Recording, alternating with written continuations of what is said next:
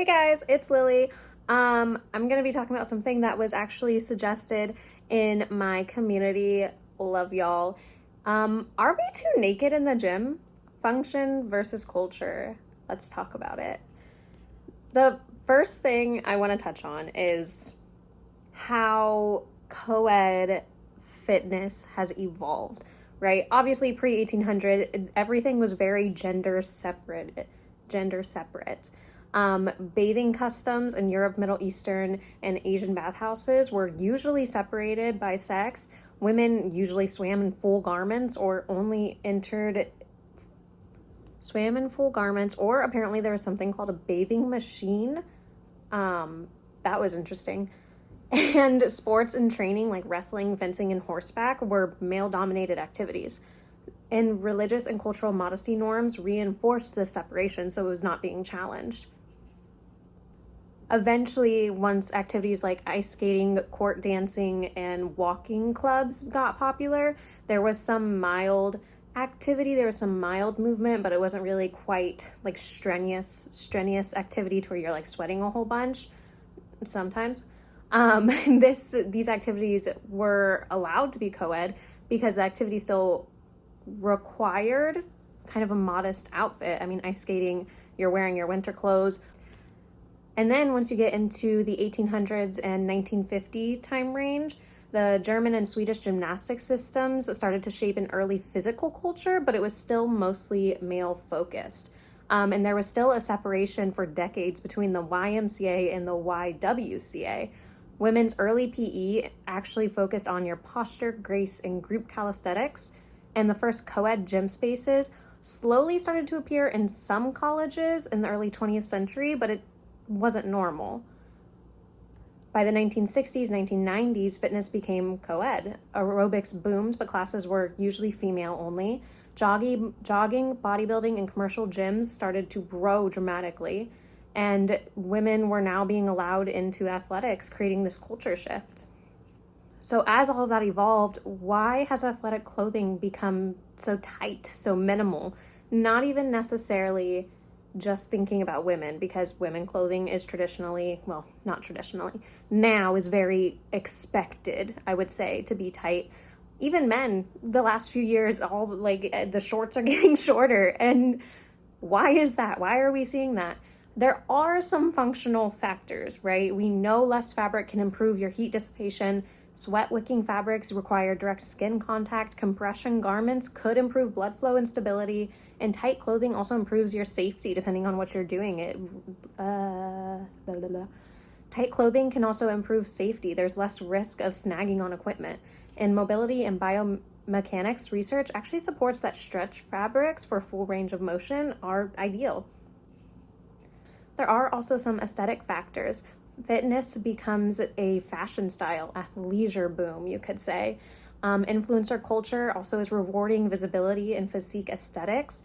Brands market tight silhouettes as aspirational. And the social mimicry is going to continue to grow as people are trying to match what they're seeing day to day. With all of that in mind, the gym is one of the last mixed physical exertion spaces, right? Workplaces, schools, and social venues are mixed, but not physically revealing. Gyms include the sweating, grunting, bending, lifting, and vulnerable postures. Clothing is intentionally form-fitting, like we just discussed, and mirrors everywhere increased visibility of yourself and the people around you.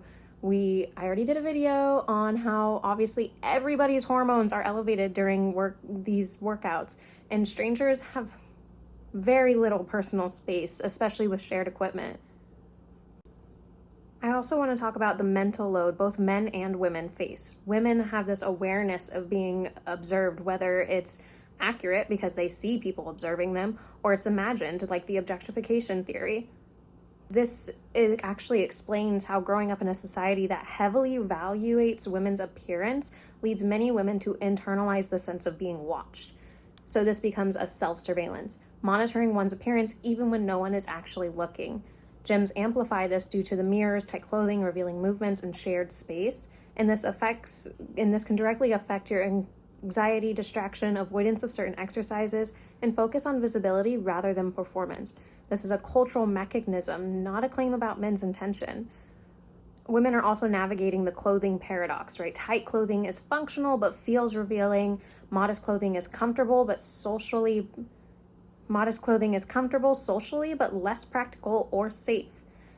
Tight clothing is often expected in commercial gyms, but you could be looked at as a whore. Modest clothing is preferred by a lot of people, but is often then people are like, why are you wearing that? So there's this paradox of no matter which side you go to, something's going to be wrong. Women are also managing their postures, angles, stretching positions, worrying about being recorded or appearing in someone's background, in this social balancing act of avoiding unwanted attention while also avoiding judgment for trying too hard. But let's not forget the men. I am going to be that person. There is a mental load for men as well, and I feel like it's often dismissed.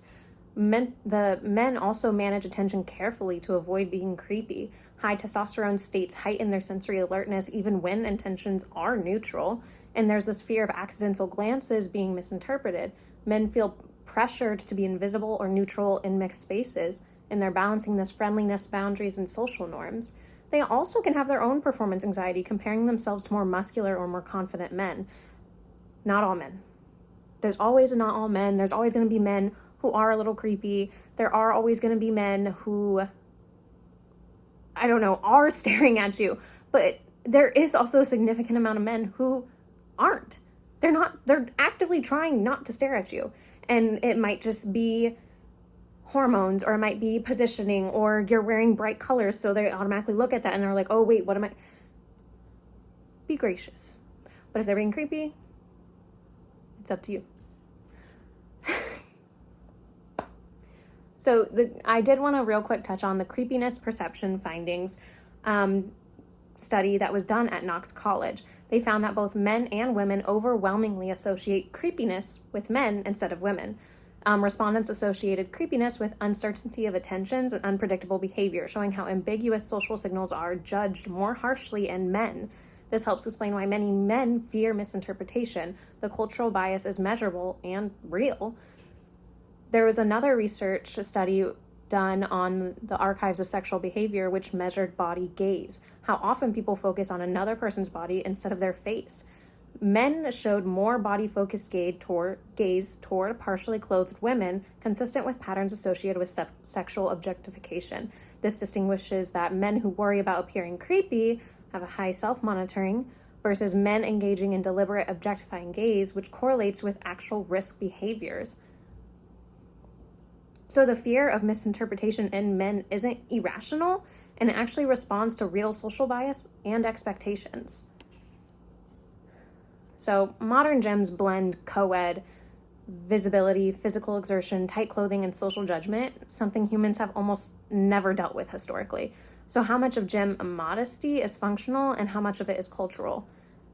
How do you navigate these spaces? I know I don't make eye contact with anybody unless I'm actively trying to say hi to a woman or tell someone that they can have the equipment, or can I have the equipment?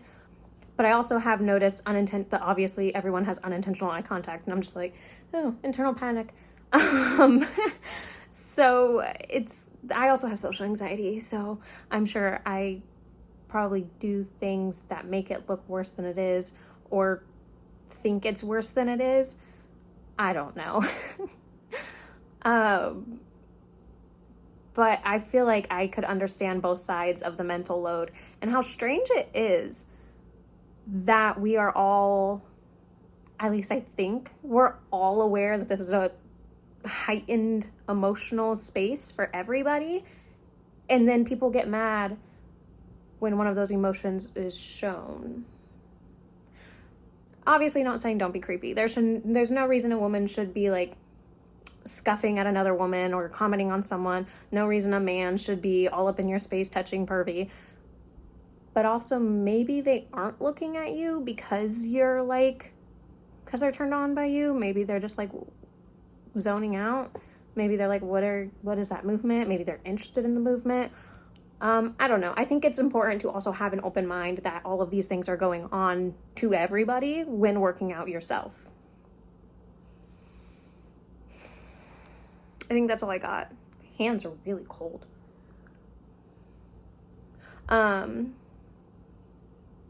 Yeah. This, the objectification theory was really interesting to look into, because I genuinely thought growing up that someone was always watching you.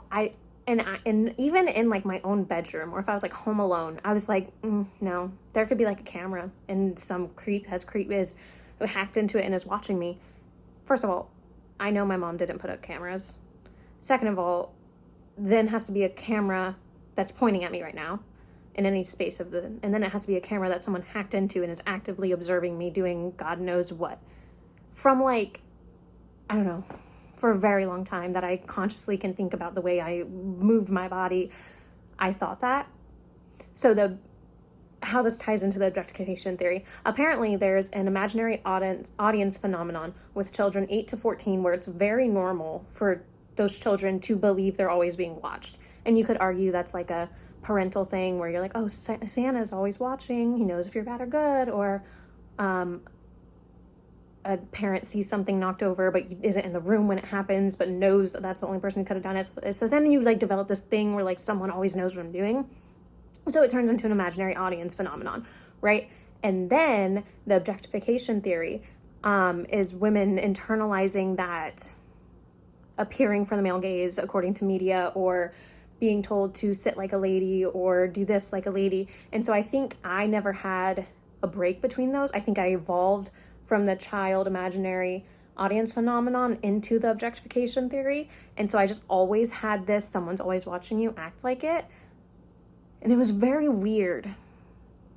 Because I remember even like in a house by myself, I'd be like, oh, I need to sit right. Oh, that looks weird. I shouldn't do that. And I'm like, nobody is there. Why do I care? I don't know. Does anybody else experience that or remember experiencing that? Let's talk about it in the comments, please. Make me feel normal. Check me out on Instagram, YouTube, Spotify are posted at the same time. Instagram's kind of more random if I feel I have an aesthetic post. And TikTok is anything and everything under the sun. I'll talk to y'all later.